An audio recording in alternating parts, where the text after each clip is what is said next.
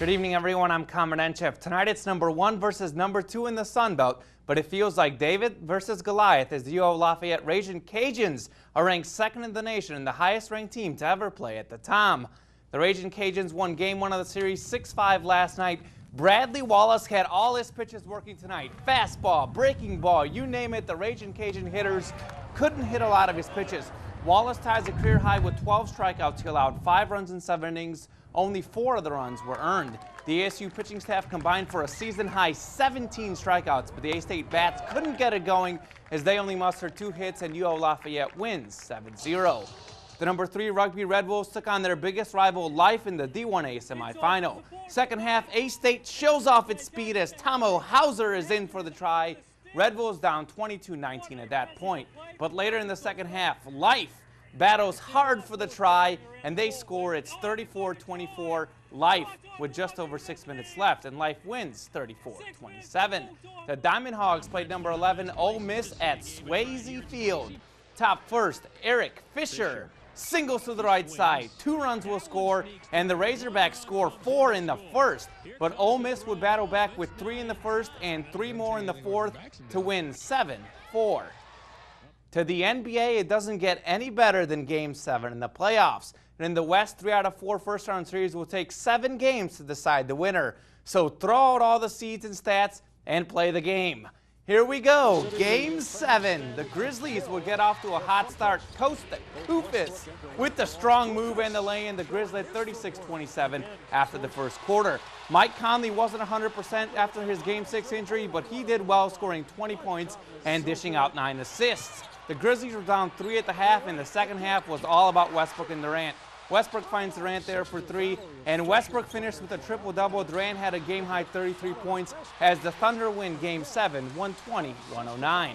To the majors, the Cubs hosted the Cards. Michael Wacha allowed just 2 runs and struck out 6 over 6 innings of work. But in the 6th, he made his only big mistake as Junior Lake takes him deep for a 2-run homer. The Cubs win 3-0 as they beat Wainwright Friday and Wacha Saturday.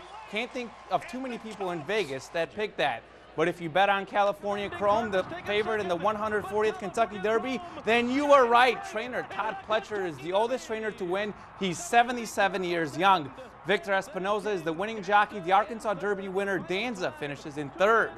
To Preps, Brooklyn hosted Pocahontas in the 3-4A Softball District Championship. The game would be a pitcher's duel as in the 5th, Kristen Wiseman strikes out the Lady Bearcat batter.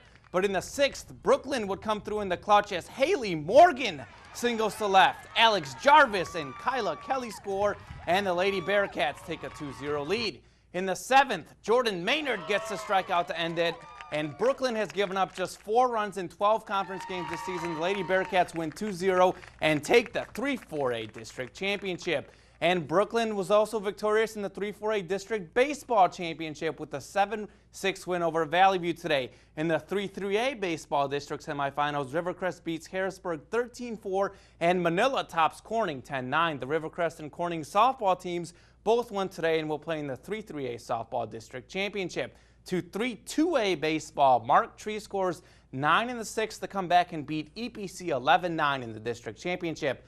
On the girls' side, Marmaduke wins the 3-2A Softball Championship 8-7 over Rector. In the 2-2A softball title game, Tuckerman tops Salem 7-0 to win the district. And in the 3-1A East Baseball Championship, Armorel defeats Richfield Christian 5-1. Competitors of all ages and disciplines from all over the state and the country gathered today in Jonesboro for the 17th year of the Arkansas Open Martial Arts Championship. World champion martial artist and Mortal Kombat TV star Carmichael Simon judged at the event and was given an Arkansas Open Hall of Fame plaque. But today wasn't about him, it was about the competitors. For me, it's supporting martial arts. This state's amazing martial artists, and Joey Perry and the group of individual tournament promoters have done a great job by fostering talent and allowing them an opportunity to compete at a state level.